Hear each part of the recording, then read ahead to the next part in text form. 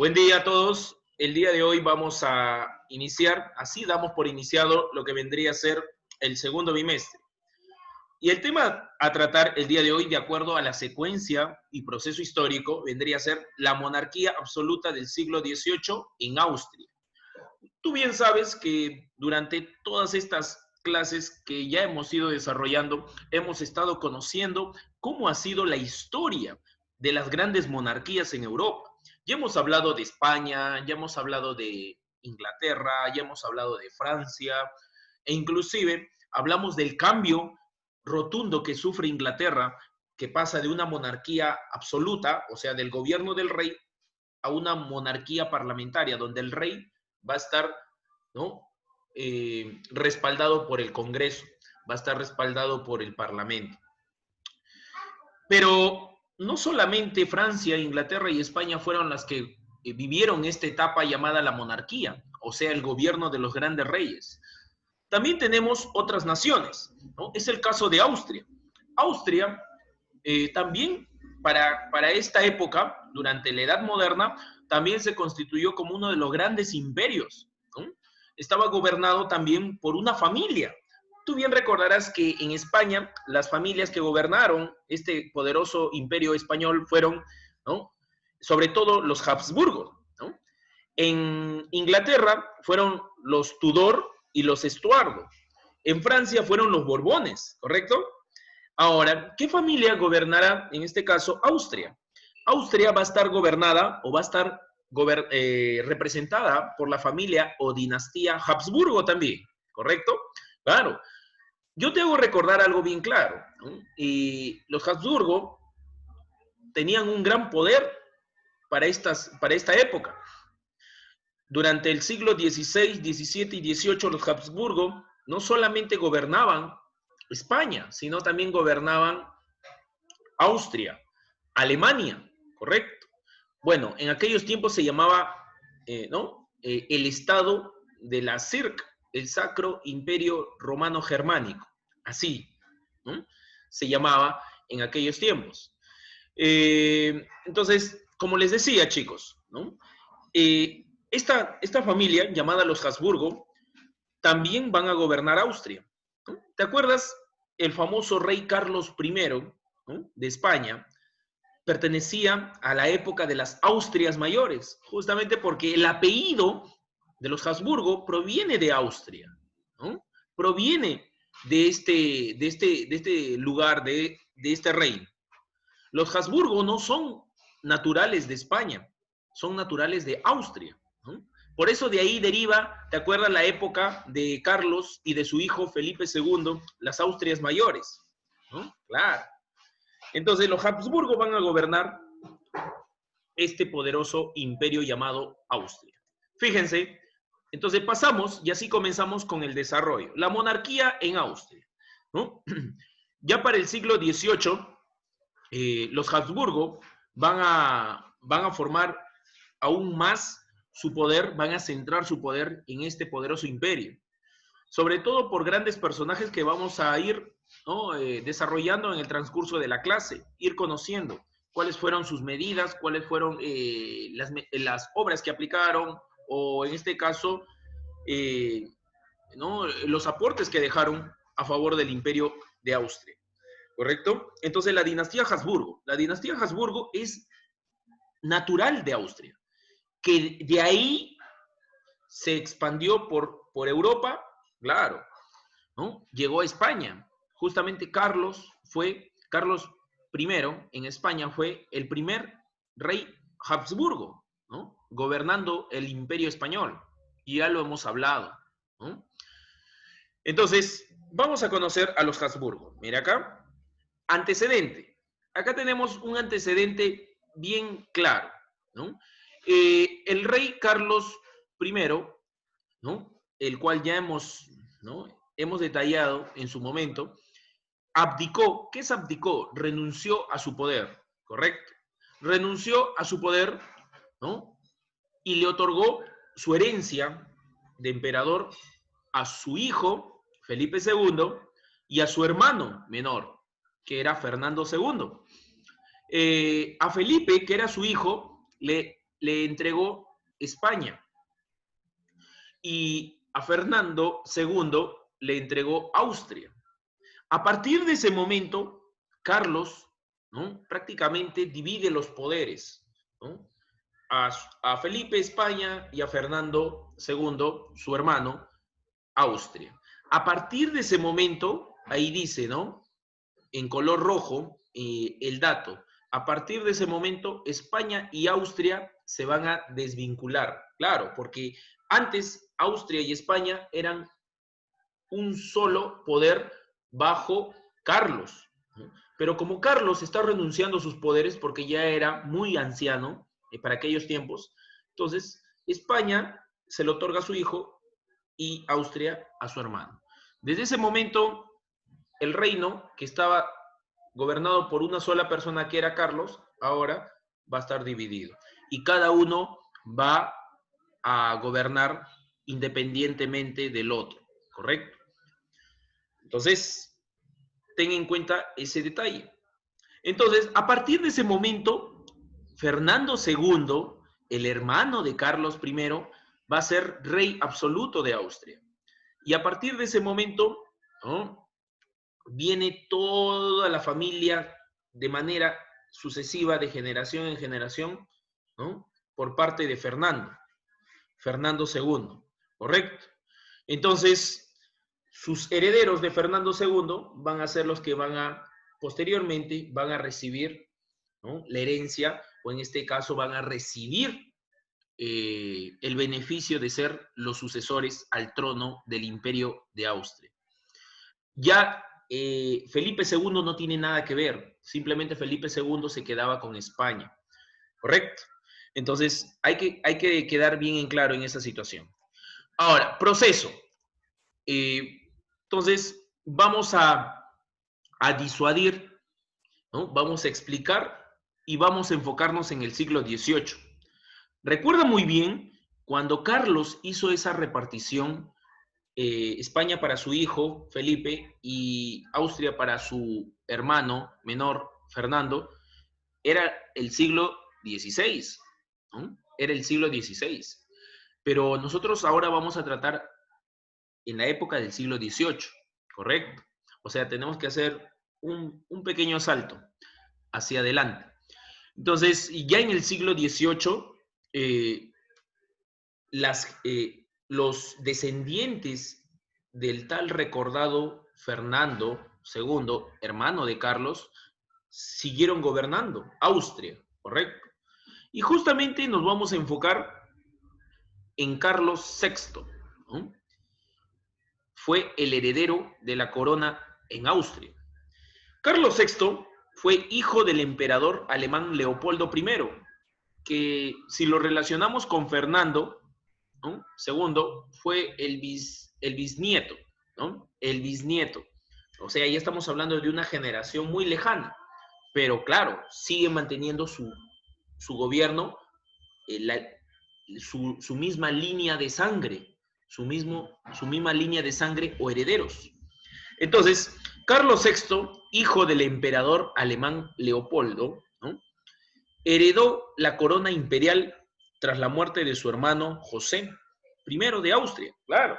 En sí, Carlos VI, el que vemos acá en la imagen de la mano derecha, él no iba a ser el heredero a la corona, sino su hermano mayor, sino que por motivos de salud, ¿no?, ya que su hermano mayor tenía, ¿no?, un estado de salud muy deteriorado, simplemente no pudo gobernar, ¿no? Entonces, ese fue el motivo por el cual, ¿no?, Carlos VI, de una manera repentina, tiene que asumir el gobierno. Ahora, ¿cuáles fueron las medidas que aplicó en su gobierno este personaje llamado Carlos VI? La primera medida fue la resistencia de Viena, ¿correcto? ¿Y qué es la resistencia de Viena? Del año 1683, ¿no? Disculpen, acá debería decir 1783, ¿ya? Lo voy a corregir una vez que les envíe al grupo del WhatsApp. La resistencia de Viena del año 1783, justamente en el cual, ¿no? Este heroico rey que asume el gobierno de una forma repentina, porque no era en sí el heredero a la corona austríaca, él va a defender Austria de la invasión de los turcos, que era un pueblo bárbaro. ¿Qué es un pueblo bárbaro? Un pueblo extranjero, que no tenía nada que ver dentro de la posición en el continente de Europa. Es de esta forma que él establece la defensa y la resistencia en contra del ataque de los turcos, logrando, ¿no?, liberar a Austria de una posible invasión. Ahora, otra de las medidas que aplicó este personaje, Carlos VI, ¿no?, fue la promulgación de la pragmática sanción. ¿Qué es la pragmática sanción? Este personaje llamado Carlos VI no tuvo herederos varones, o sea, no tuvo hijos varones. Solamente tenía hijas mujeres. Ahora, y ya a muy poco tiempo de culminar su existencia, su deceso, su vida, este personaje dejó una especie de protocolo, ¿no? O en este caso testamento. ¿Para qué? Para que no se rompa la línea de descendencia, porque tú bien sabes que en este caso los descendientes prioritariamente tienen que ser varones, ¿no? Pero en este caso el rey no tenía ningún hijo varón. Entonces,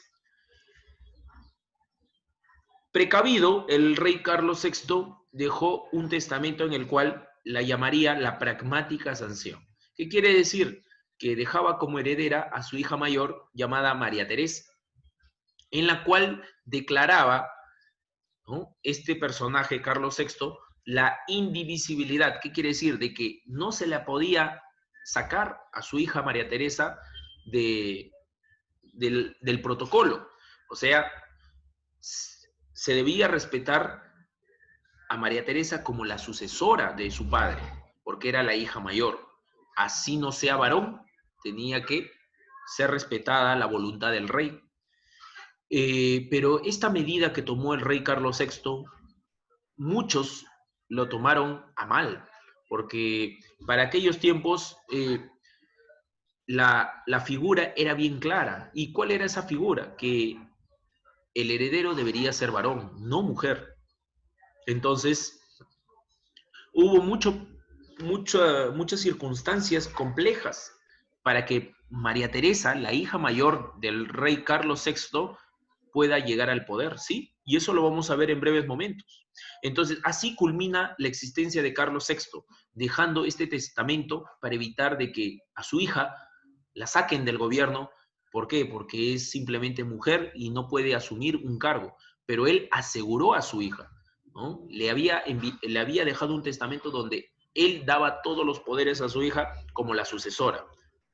Entonces, vamos a ver en la siguiente proyección cómo se produjo la reacción. Miren acá, y así llega el gobierno de María Teresa, llamada La Serena, ¿correcto? Es justamente que se produce una gran controversia. Esta gran controversia va a llevar a un punto muy, muy crucial, la cual vendría a ser la guerra de sucesión. ¿En qué consiste la guerra de sucesión? Que hubieron muchos opositores a que María Teresa sea la heredera de la corona austriaca, porque era simplemente una mujer, una dama. Entonces, hubieron países que aprovecharon estas circunstancias. Al ver de que una mujer asumía el gobierno de un gran imperio, que era Austria, iba a ser más fácil de someterlo. Y es así que van a formar una coalición, 5 naciones: Prusia, Francia, España, Holanda e Italia, ¿correcto? ¿Con el fin de qué? De invadir, someter a Austria y posteriormente repartirse, ¿no?, entre estas 5 naciones, aprovechando la coyuntura y el contexto de que para esta época Austria va a ser gobernada por una mujer. ¿Quién fomentó toda esta situación de aprovechar esta circunstancia? esta época en la cual, ¿no? María Teresa iba a asumir el gobierno. Prusia. Prusia, justamente el que se encuentra en la lista, ¿no? El primero en la lista, fue la nación más interesada, porque quería expandir su territorio y quería someter a Austria, aprovechando de que, ¿no? Que la nueva heredera era una mujer, una dama. Entonces, María Teresa, al ver la reacción de otras naciones de querer invadir su territorio, María Teresa va a refugiarse, va a salir de Austria, de la capital de Austria, de Viena, y se va a refugiar en Hungría, un territorio que también estaba bajo el poder, bajo su poder. Es ahí donde se va a refugiar y va a recibir el apoyo de esta región llamada Hungría. Pero ¿qué es lo que sucedía en la capital de Austria? ¿Qué es lo que sucedía? Ya habían ingresado los 5 países aliados, ¿no? Que querían invadir Austria. Ya habían ingresado y habían nombrado a un nuevo rey. Sí, lo habían proclamado a un nuevo personaje, claro, varón, ¿no? Y este vendría a ser Carlos, ¿no? Un tal llamado Carlos Baviera, que él mismo decía que era un sobrino lejano del tal recordado Carlos VI, ¿no? Del cual ya hemos hablado en la diapositiva anterior, ¿no? Entonces, él exigía ser coronado como el nuevo rey, no la hija, por ser dama, ¿no? Entonces, los países que invadieron Austria lo coronaron a él como el sucesor. Pero va a durar poco tiempo, ¿no? En el gobierno, este personaje, ¿no? Haciéndose llamar el sobrino lejano de Carlos VI. Pero, ¿qué es lo que sucedía con María Teresa? María Teresa no se va a quedar con los brazos cruzados, va a ser apoyada. Como te dije, se refugió en Hungría y en Hungría va a recibir el apoyo total, absoluto, ¿no? Del ejército de esa región y sobre todo de todos los habitantes, ¿no? A punto de descifrar un lema, ¿no? Que va a exaltar más, ¿no? El cual dice, muramos por nuestro rey, ¿no? Nuestro rey, aduciendo de que María Teresa, ¿no? Tiene más un vínculo de varón que de dama, ¿no? Para exigir de que María Teresa sea reconocida como un rey, ¿no? Y no sea catalogada simplemente por una dama o por una reina. Muramos por nuestro rey María Teresa, ¿no? Así a modo de protesta. Entonces, Hungría va a apoyar a María Teresa y a su vez también se va a sumar otro reino, Inglaterra. Inglaterra también va a apoyar a María Teresa con el fin de recuperar su trono, recuperar su herencia. Entonces, Inglaterra se puso del lado de María Teresa. Entonces, para este momento, Prusia, quien había organizado todo este conflicto, ¿no? De querer tomar Austria, ya había salido de este grupo, ¿no? Ya para esta época ya Prusia se había retirado. ¿Y por qué se había retirado? Porque ya había ganado grandes beneficios, ya había conseguido lo que quería, ¿no? Le había arrebatado, ¿no? Un territorio muy importante a Austria, que se llamaba Silesia, que era un territorio comercial, a decir verdad, era el más importante en todo el imperio austríaco. Y María Teresa, prácticamente al enterarse de que los prusianos le arrebataron un territorio tan relevante en el ámbito comercial, fue un duro golpe. Pero el objetivo de María Teresa primero era recuperar su gobierno, porque ella era la heredera, ¿no? Principal. Entonces, como Prusia ya se retiró, ya consiguió lo que quería de este proceso, entonces los países restantes, ¿no? Prácticamente fueron derrotados. Y es así que María Teresa, con el apoyo de Inglaterra y de Hungría, logra nuevamente restablecer su corona. Nuevamente logra, ¿no? Ocupar la corona que le había dejado su padre bajo herencia, ¿no? Entonces, se produce la paz de Aquisgrán, en la cual se le reconoce a María Teresa como la emperatriz de Austria, ¿correcto? Entonces, ¿a qué se le debe su apelativo La Serena? Porque siempre mantuvo la cordialidad, la calma, a pesar de que se encontraba en situaciones muy complicadas, a pesar de que su coronación estaba, ¿no?, a muy poco de perderla. ¿Correcto? Listo. En este caso, todavía seguimos dentro del gobierno de María Teresa, ¿no? Ya como emperadora de Austria, va a participar, va a tomar una medida muy radical. Va a recuperar el territorio que le arrebató Prusia. ¿Te acuerdas que Prusia organizó, ¿no?, la alianza para poder invadir Austria, aprovechando de que María Teresa, como era dama, ¿no?, arrebatarle territorios? Y lo logró Prusia, ¿no? ¿Te acuerdas que le arrebató un territorio comercial? ¿No? Hace un rato te lo dije, el principal, ¿no?, territorio comercial que tenía Austria. Sí, que se llamaba, o bueno, se llama Silesia. María Teresa no pudo soportar la pérdida de Silesia, de este territorio muy importante, porque ahí radicaba el 80%, escúchalo bien, el 80% de la actividad comercial de Austria. Era el principal puerto marítimo. Era el principal puerto marítimo. No, Prusia no es Rusia, chicos, ¿ya? ¿Ya? Entonces, les decía, ese puerto es ese territorio que le pertenecía a Austria y que los prusianos arrebataron, ¿no?, a Austria, era prácticamente un territorio muy importante, ya que ahí radicaba el 80% de la actividad comercial, ¿correcto? Y María Teresa no pudo soportar la pérdida de ese territorio. Es por ello que va a declararle la guerra a los prusianos para recuperar el territorio que se le habían arrebatado, mientras ella peleaba por su corona, ¿no? Y eso ya lo hemos explicado. Entonces, eh, convocó a un grupo de aliados, ¿correcto? Esta, este grupo de aliados se hace llamar la Segunda Coalición. ¿Te acuerdas que la primera coalición se formó entre 5 países, ¿no?, liderados por Prusia, en contra de María Teresa? Ahora, esos mismos países que apoyaron a Prusia, ahora son sus enemigos.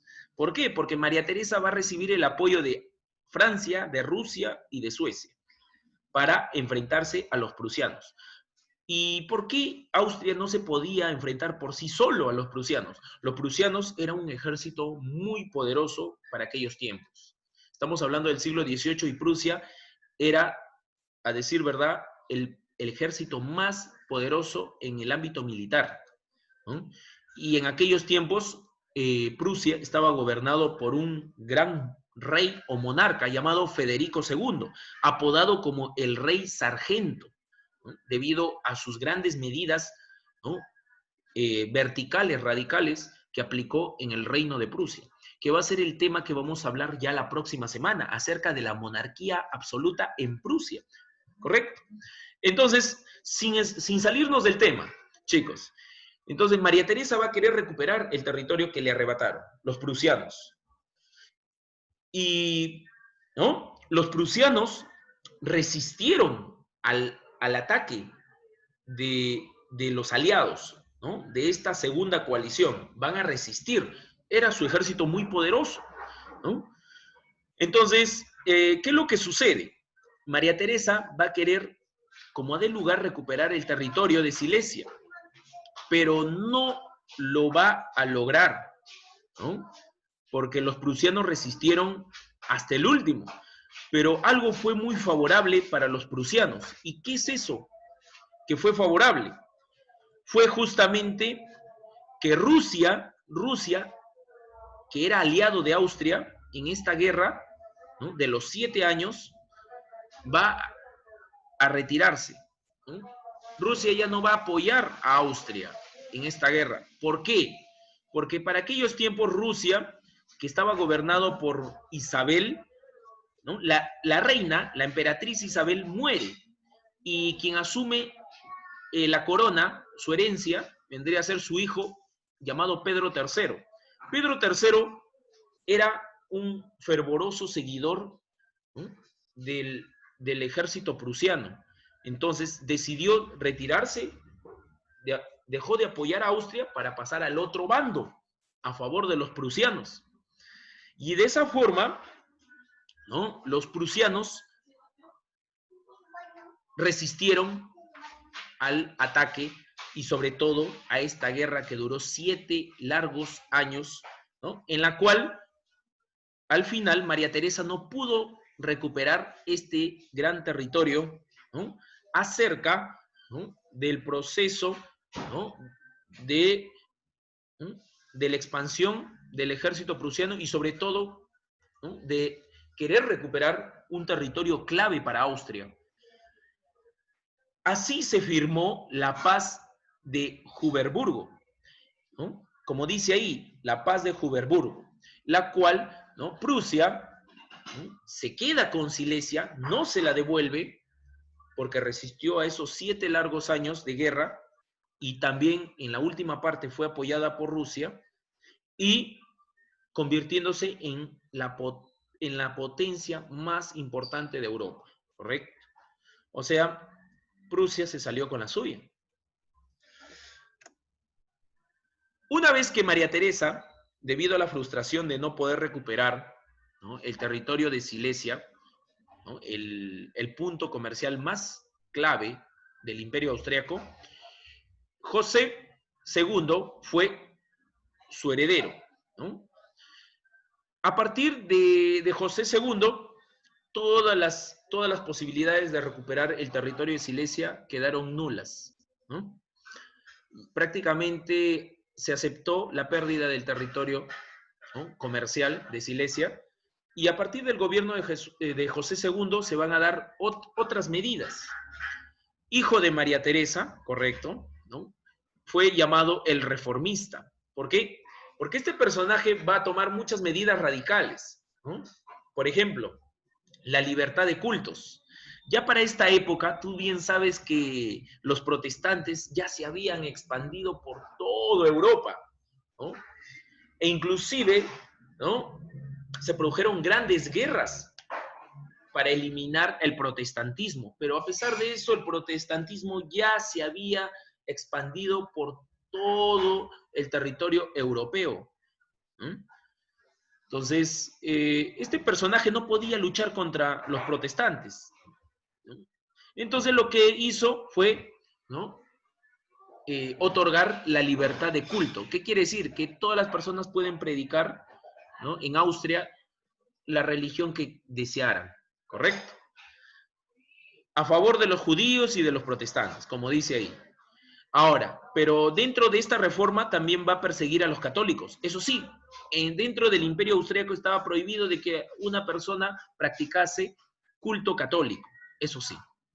A partir de ese punto, la finalidad de este rey llamado José II era romper con la Iglesia Católica. No quería saber más de la Iglesia Católica, porque inclusive José II era protestante, ¿no? Había asumido el protestantismo. Entonces, se rompe toda relación con la Iglesia Católica. Y él va a fundar su propia religión. ¿Te acuerdas? Igual que Enrique VIII de Inglaterra. ¿Te acuerdas que Enrique VIII fundó el anglicanismo? Una vez que se separó de la Iglesia, fundó el anglicanismo. Igual, este personaje va a imitar a Enrique VIII de Inglaterra. Él va a establecer su propia religión llamado el josefismo, que era una fusión del catolicismo con el protestantismo, ¿no? Con muchas ideas liberales del protestantismo, de Martín Lutero, ¿correcto? Ahora, eso generó un descontento en el Papa, y no solamente en el Papa, sino en varias ciudades austriacas. Varias ciudades austriacas también eran católicas, todavía no renunciaban al catolicismo y estaban en desacuerdo con esta medida que aplicó José II, de la noche a la mañana implantar el protestantismo, ¿no? Y se ganó el rencor, el odio de muchos habitantes en su imperio. Ahora, otra de las medidas aplicadas por este rey fue la repartición de Polonia. Polonia era un territorio al margen de grandes imperios. En Europa, Polonia era un pequeño territorio insignificante al lado de grandes imperios como Francia, Inglaterra, Rusia, Austria, ¿no?, Prusia. ¿correcto? Entonces, de esa forma, ¿no? Estamos observando que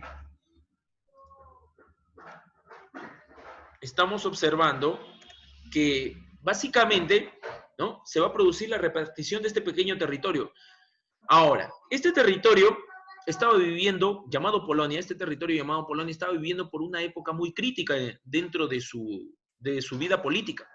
Y es por ello que estos grandes imperios como Austria, Rusia, Prusia, van a invadir Polonia. ¿Te acuerdas como lo que sucedió en su momento con María Teresa? ¿Te acuerdas que María Teresa no la aceptaban como la nueva sucesora, ¿no? De su padre Carlos VI, que también pasaba por un proceso de conflicto? Igual, ¿no? Los países aprovechaban, los grandes imperios, mejor dicho, aprovechaban esta época en la cual estas naciones vivían en problemas internos. Es por ello que Rusia, Prusia y Austria van a querer invadir Polonia. ¿Por qué? Porque no había un rey, no había un gobernador fijo, estable. De esa forma, van a querer someter Polonia con el fin de repartirse el territorio en partes iguales. ¿Quiénes fueron esos interesados? Vuelvo a repetir. Austria, Rusia y Prusia. Acá tenemos la imagen, por ejemplo, de la emperatriz de Rusia, Catalina la Grande, y a la mano derecha del famoso rey de Prusia, Federico II, el rey sargento. ¿Correcto? Al final se repartieron Polonia, ¿no? Equitativamente entre estos tres grandes poderosos imperios, Austria, Rusia y Prusia. ¿Correcto?